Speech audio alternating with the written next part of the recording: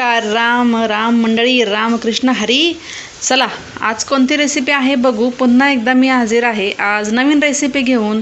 तर आज गुरुवार आहे आणि तर मी तुम्हाला झटपट असा शाबूची रेसिपी करून दाखवणार आहे. मस्त असा चवीला खमंग लागणारा शाबू. चला तर आता रेसिपी बघू. हे बघा, आता आपल्याला असं साहित्य लागणार आहे. याच्यामध्ये मी बटाटा घेतला आहे बिगर साल काढता, थोडे शेंगदाणे घेतलेत, शाबू घेतला आहे आणि हा ना हिरव्या मिरचीचा थोडासा वाटण करून घेतलेलं आहे. तेलामध्ये बनवणार आहे मी, तुम्ही तुपामध्ये पण बनवू शकता. आणि कूट लागणार आहे शेंगदाण्याचा. चला आता मी गॅस चालू करून घेतला आहे. हे बघा, त्याच्यावर कढई ठेवली आहे. आता तेल टाकून घेऊ. हे बघा, मस्त असं तेल टाकून घेतलेलं आहे मी. आता काय करायचं, याच्यामध्ये आपण जो बटाटा कापलेला आहे ना, यावेळेस थोडासा गॅस मोठा करायचा, बटाटा टाकून द्यायचा याच्यामध्ये. मस्त असा बटाटा मऊ होऊस तर शिजवून घ्यायचा. त्याच्यामध्ये थोडंसं मीठ टाकायचं, म्हणजे कसं होतं शाबूला छान अशी चव येते. तर उपवासाला मी हे सेंध मीठ जे आहे थोडंसं ते लालसर दिसतं, तर ते वापरणार आहे मी आज. आता हा जो बटाटा आहे त्याच्यावर असं झाकण ठेवायचं आणि त्याला व्यवस्थित मस्त असा मऊ शिजून द्यायचा. हे बघा, झाकण काढून घेतलं. बटाटा किती छान शिजलेला आहे, मस्त शिजला आहे बटाटा. आता ह्याला थोडंसं बाजूला करायचं असं. आणि काय करायचं, आपण हे जे शेंगदाणे घेतलेत ना ते ह्याच्यामध्ये टाकायचं, म्हणजे ते पण तेलामध्ये छान परतून निघतात. आता ह्याला छान असं परतून द्यायचं. बटाटा चांगला परतला की ह्याच्यामध्ये हिरवी मिरची मस्त अशी टाकून घ्यायची आणि छान फ्राय करून घ्यायचं ह्याला. हे बघा, असं छान मिक्स करून घ्यायचं. थोडं तर मीठ टाकलेलंच आहे आपण ह्याच्यामध्ये. आणि यावेळेस थोडा गॅस बारीक ठेवायचा, नाहीतर पूर्ण ठसका तर उठलंच घरभर आणि काळं काळं परतलं जाईल. तर आता ह्याच्यामध्ये छान परतलं हे. आता हा जो शाबू आहे तो टाकून घ्यायचा मस्त असा.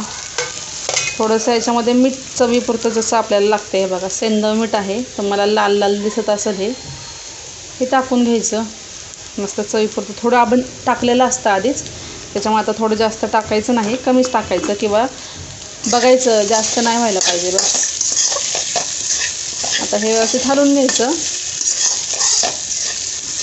थोडंसं मिक्स झालं. आता थोडा गॅस बारीकच आहे, पण यावेळेस थोडा गॅस मोठा ठेवायचा.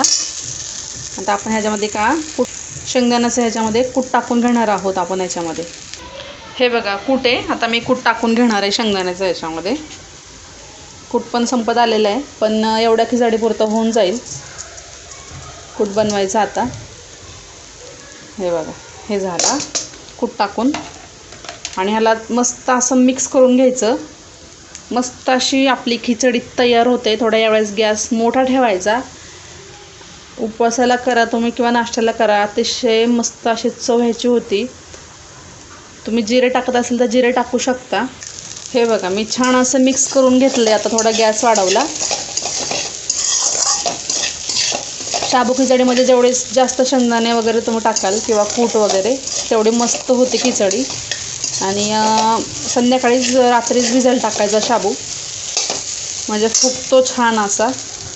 तर आता ही खिचडी आपली तयार झाली आहे. मी थोडंसं ह्याच्या झाकण ठेवून वाफवून घेते. मस्त अशी आपली झणझणीत एकदम खिचडी तयार झालेली आहे. बटाटा शेंगदाणे असा मिक्स केलेली ही खिचडी कोणाला आवडणार नाही सांगा बरं. एक नंबर खिचडी. तुम्ही पण ही रेसिपी नक्की ट्राय करा, तुम्हाला पण नक्की आवडेल. आणि अगदी महाराष्ट्रीयन पद्धतीने बनवलेली आहे. महाराष्ट्रीयन पद्धत म्हणजे आपले जे उपवासाला पदार्थ चालतात ते पदार्थ आपण ह्याच्यामध्ये वापरलेले आहेत. इतर वेळीच भरपूर ठिकाणी मी बघितलं की कोथिंबीर जिरे वगैरे पण टाकतात, पण ते आपल्यात चालत नाही. त्याच्यामुळे ही मस्त तुम्ही खिचडी कधी पण ट्राय करा उपवासाला. अगदी भन्नाट रेसिपी आहे. आणि चॅनलला नक्की सबस्क्राईब करा आणि रेसिपीला लाईक करा, व्हिडिओला लाईक करा. चला मंडळी, बाय बाय, टेक केअर.